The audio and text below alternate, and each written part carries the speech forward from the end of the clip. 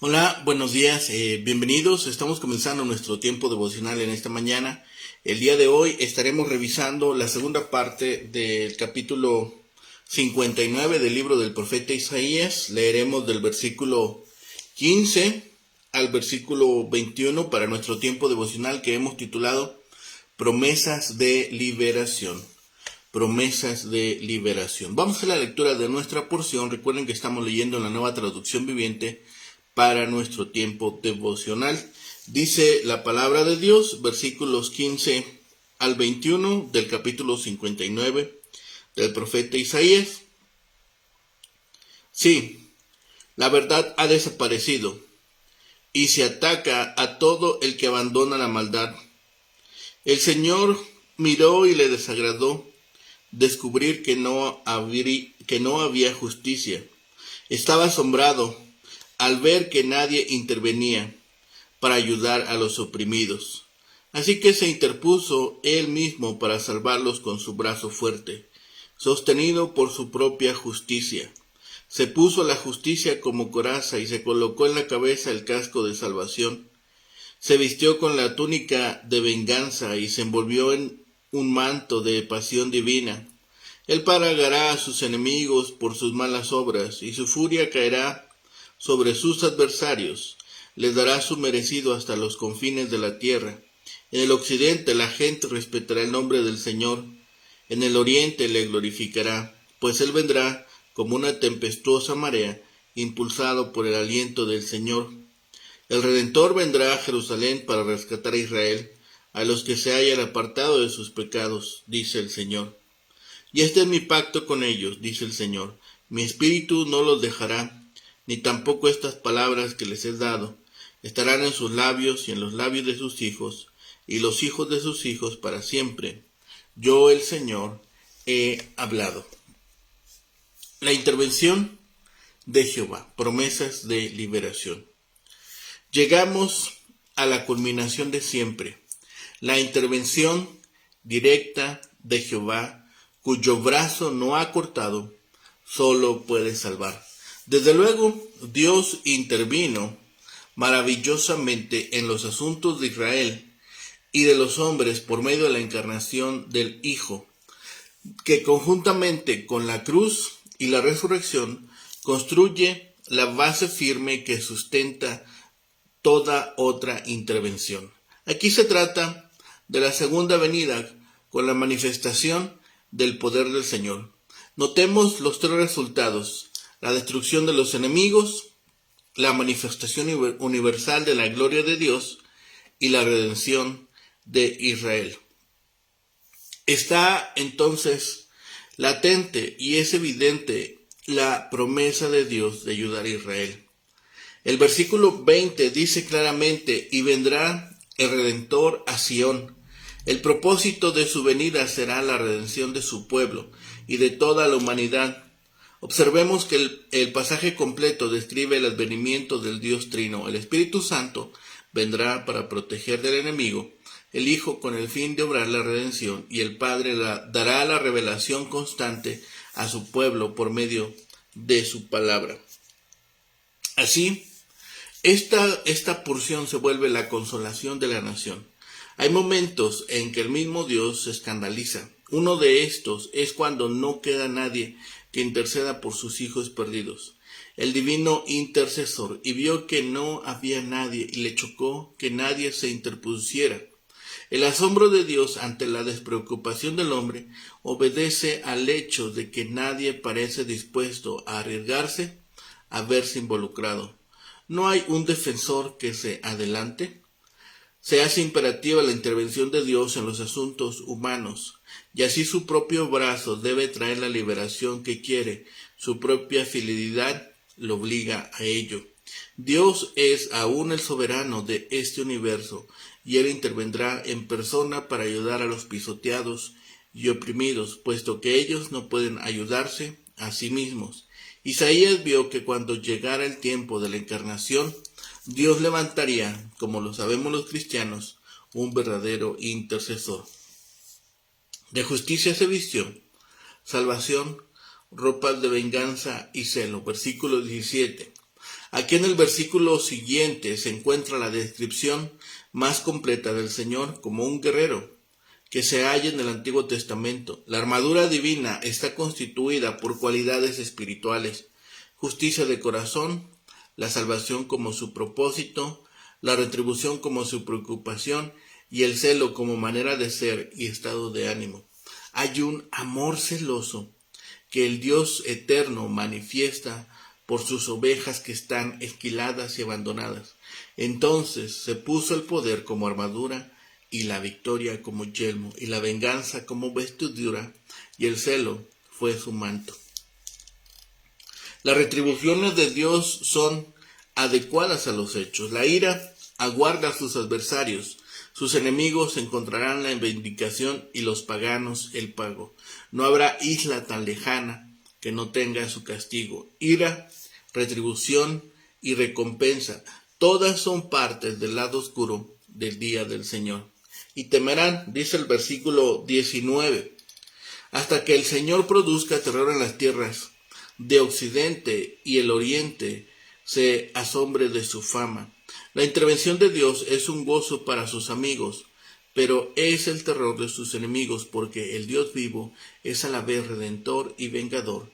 Este es un versículo difícil y todas las traducciones modernas difieren de la King James. Pero Plum, un comentarista, sostiene que la traducción King James es tan buena como cualquier otra. Si aceptamos esto, entonces la promesa se reviste de una espléndida imagen, porque cuando el enemigo venga a aplastarnos, tenemos la seguridad de que el Espíritu de Jehová levantará bandera contra él. Las traducciones modernas encuentran aquí más bien la vehemencia de la venganza divina, porque su venganza se desborda como un arroyo crecido, empujado por el viento. Esa es la traducción. He aquí un río en plena creciente, arrastrado por el aliento del Señor, pues vendrá como un torrente encajonado contra el que rompe con fuerza el soplo de Yahvé. Tenemos también en los versículos 20 y 21 el Redentor y el pacto prometidos. Él vendrá, el Redentor, y vendrá el Redentor a Sión. El término hebreo, aquí es Goel, pariente redentor. Aparece en el famoso pasaje de Job 19:25. Y vendrá un Salvador a Sión y a aquellos que se apartan de la transgresión en Jacob, dice el Señor. Con estos arrepentidos y redimidos, Dios hace un pacto nuevo y eterno. El Espíritu mío y mis palabras no faltarán para siempre. La unción divina y el mensaje divino no fallarán. El nuevo pacto ha de involucrar el don del Espíritu que escribe la ley de Dios en lo íntimo del corazón, a diferencia de la ley que se considera como exterior a la conciencia, oficiando de acusador y juez.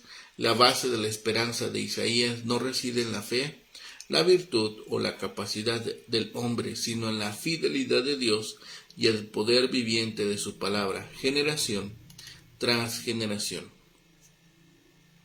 Es claro que debido a su depravación moral, nadie podía salvar a la nación excepto Jehová.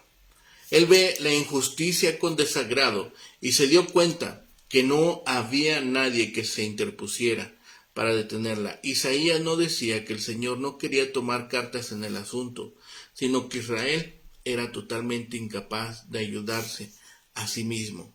Solo Dios podía socorrer a su pueblo. Esta verdad sigue vigente para cada generación. Nadie puede salvarse a sí mismo. Solo el Señor puede perdonar el pecado y cambiar el corazón de una persona. Dios lo salvó, tanto espiritual como físicamente, con su poder, su brazo. Como un guerrero, el Altísimo lucha por su pueblo. La justicia es su coraza y la salvación es su yelmo. El resto de su vestidura era la venganza y el celo. Este versículo 59:17 significa que Dios provee justicia y salvación a su pueblo cuando ejecuta su venganza con celo en contra de sus adversarios. Por eso, los habitantes de toda la tierra confesarán su gloria, su majestad imponente, y su poder, como un río, como un torrente caudaloso que se desborda con fuerza. Cuando Jehová lleve a cabo su juicio sobre sus enemigos, el Mesías vendrá a Sión. Él será el Redentor de los que se vuelvan a él arrepentidos. Al mostrarles que había esperanza para el futuro, el pueblo debía animarse y arrepentirse.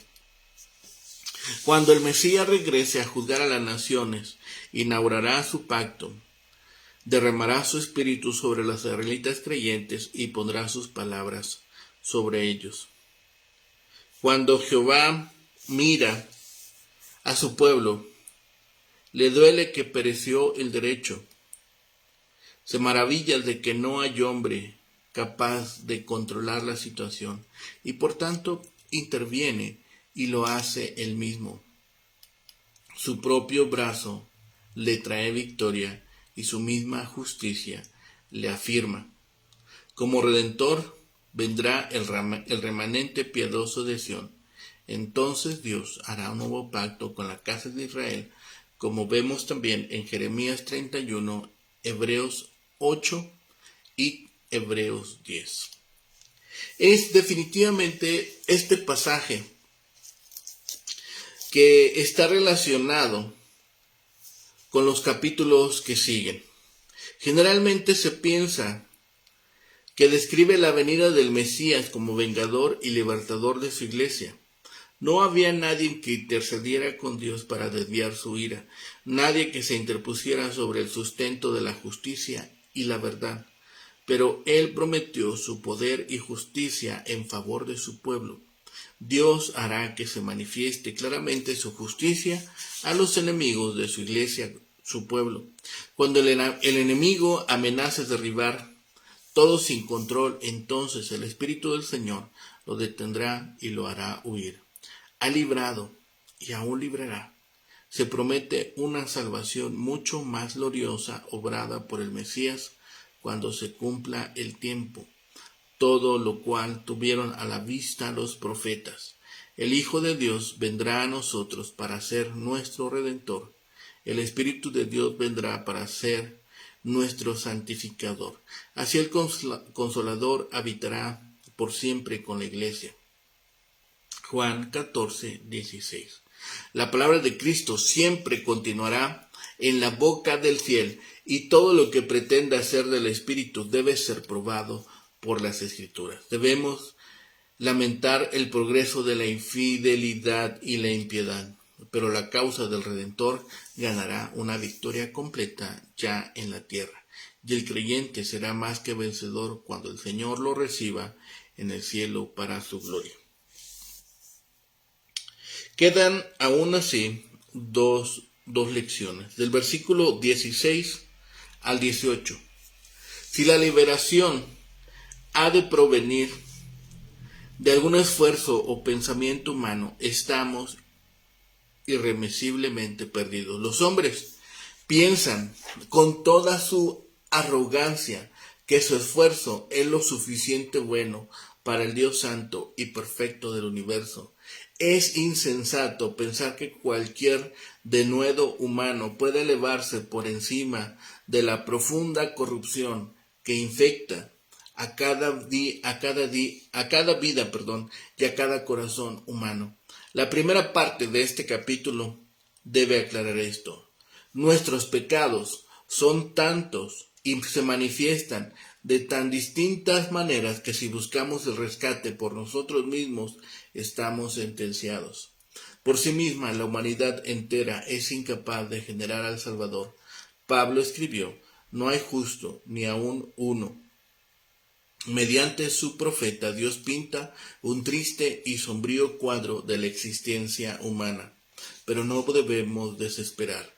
Dios eliminó la distancia que nos separaba de Él para rescatarnos. El esfuerzo humano no puede derribar la barrera que nos apartó de Dios. Él es el único que puede dar la solución, el rescate y la salvación. Su plan contemplaba la llegada del siervo sobre quien el Señor cargó el pecado de todos nosotros. Ese siervo es Jesucristo, quien derramó su vida, habiendo él llevado el pecado de muchos y orado por muchos transgresores.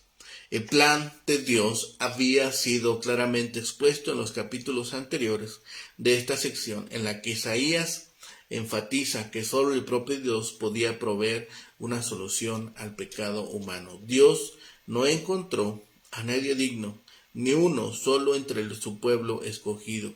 Pero el celo por salvarnos motivó a Dios a delinear el plan para rescatarnos de las consecuencias de nuestros propios pecados. Versículo 16.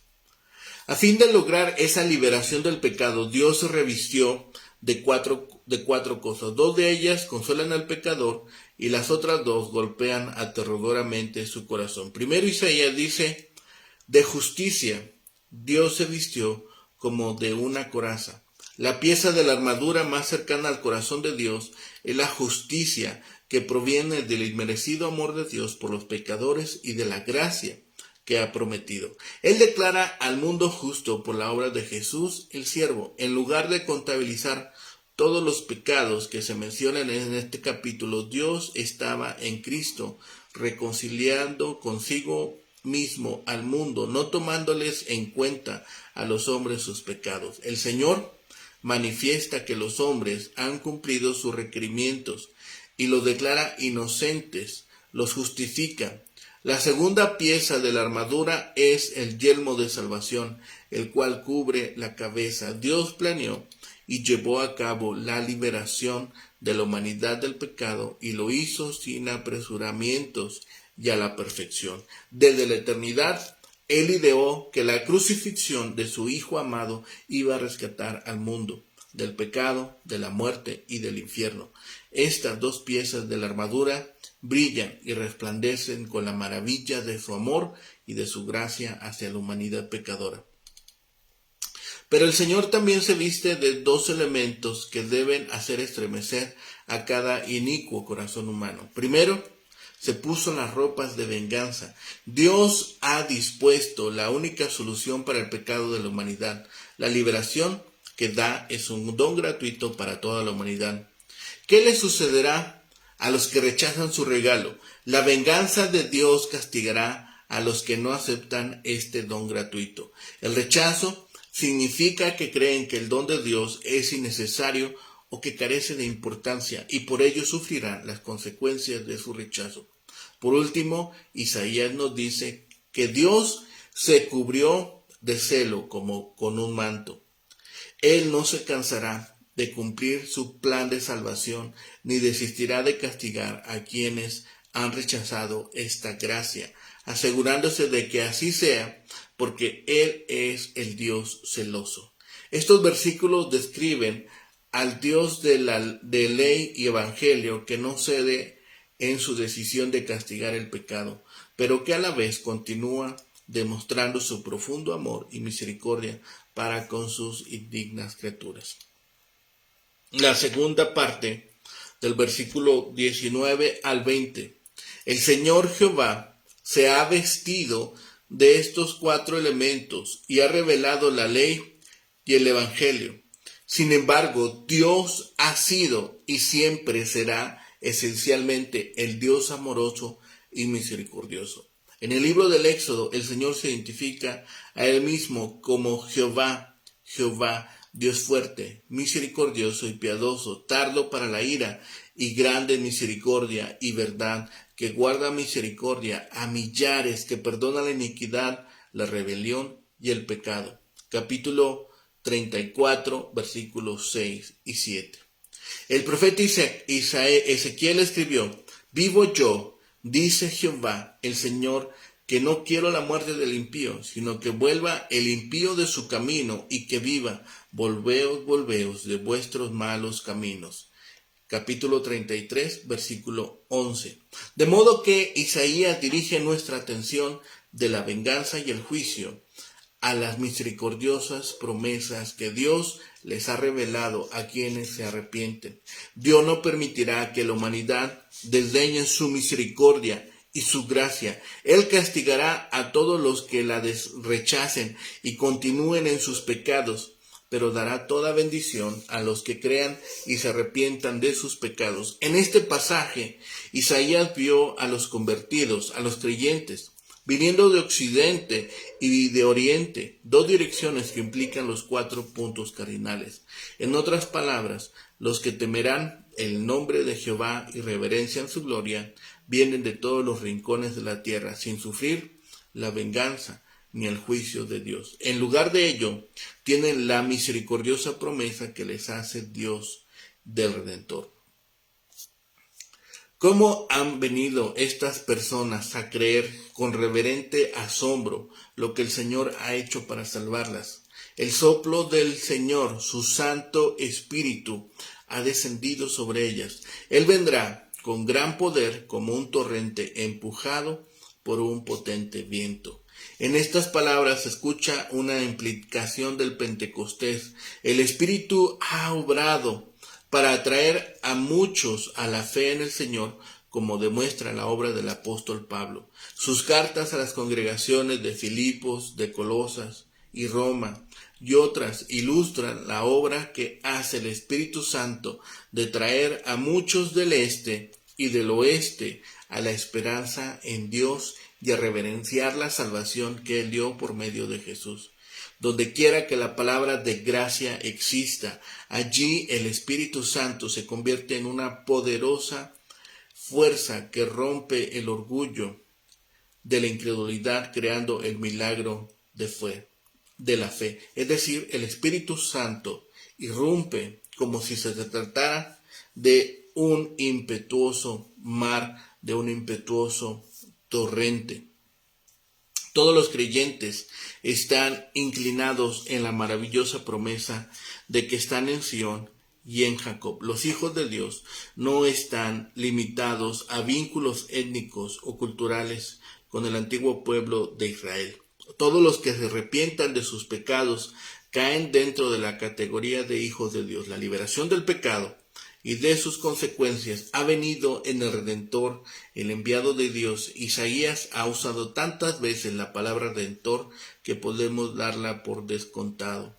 Pero este Redentor dio lo que ningún humano pudo dar. Él compró a todos los que estaban atrapados en la servidumbre de la iniquidad. Esto se ajusta muy apropiadamente en el cuadro del pariente rescatador que se describe en las leyes del Levítico, capítulo 25, según el cual, cuando alguien queda completamente endeudado, el pariente designado podía venir a rescatarlo. Ese pariente podía comprar la libertad de su familiar desvalido.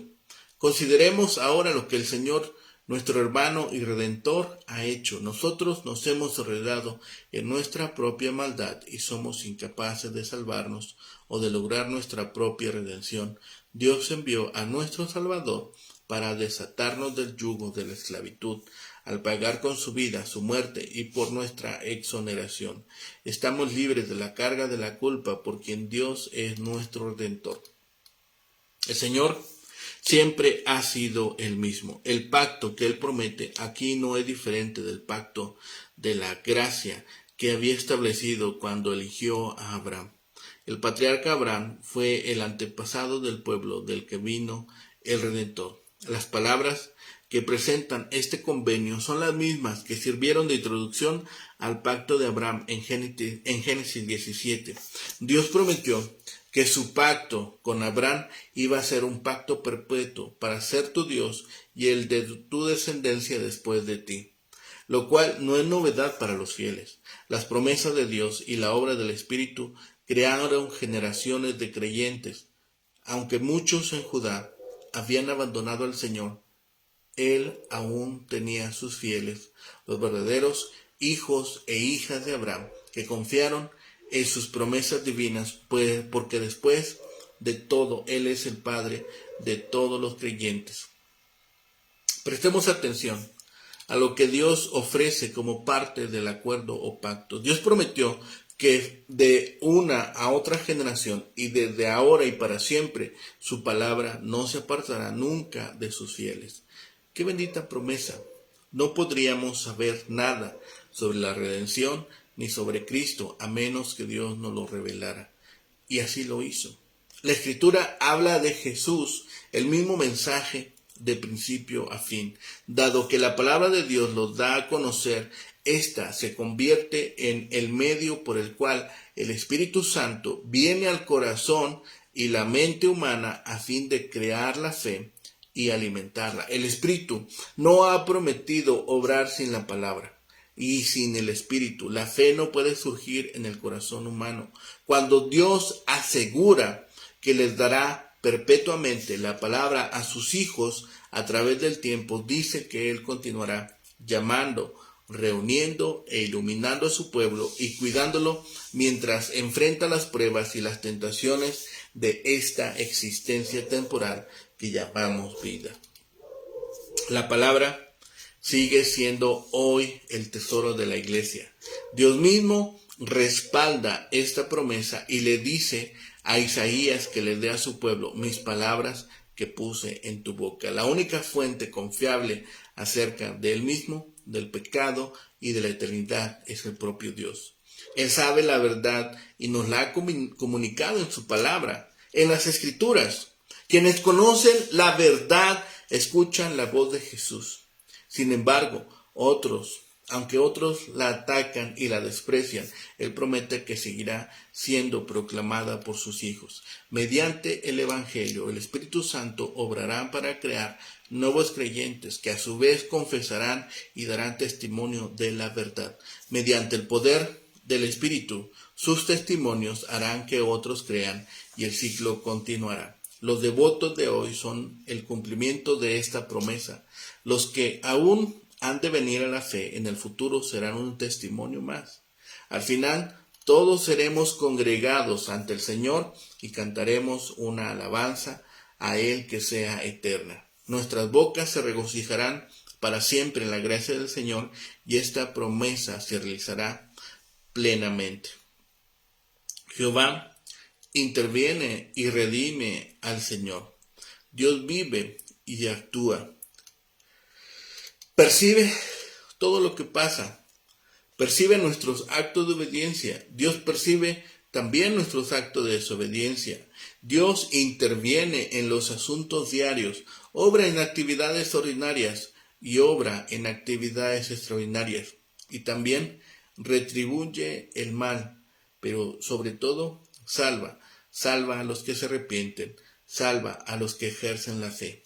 Isaías trae el mensaje de esperanza y redención para el mundo porque Dios sí actúa. Cada persona necesita escuchar este mensaje y responder con un corazón abierto. El pecado abundó, pero también la gracia de Dios abundó sobre su pueblo y sobre aquellos que vuelven su rostro hacia Él. Finalmente, hemos escuchado que cuando el Espíritu Santo habita en su pueblo, éste cambia. Sus deseos anteriores ya no los seducen. Ahora la meta principal es agradar a Dios. Los cristianos de hoy somos herederos de esta profecía. Somos capaces de responder a la voluntad de Dios y distinguir entre el bien y el mal. Se nos ha dado discernimiento entre el bien y el mal debido a que el Espíritu Santo mora en nosotros. Seamos también nosotros lumbreras, seamos nosotros también la sal de la tierra y cumplamos el propósito que Dios ha establecido para nosotros, que es glorificar su santo nombre. Oremos. Bendito Padre y Señor, gracias te damos por este día, Señor.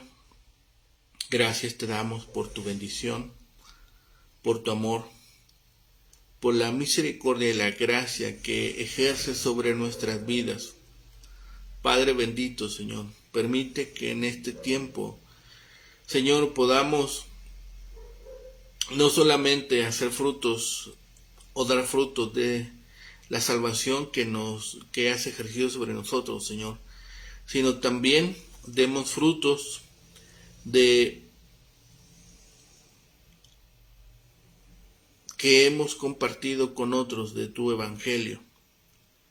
que hemos llevado a otros delante de tu presencia y que hemos sido fieles no solo en guardar tu palabra, sino en comunicar tu santo evangelio.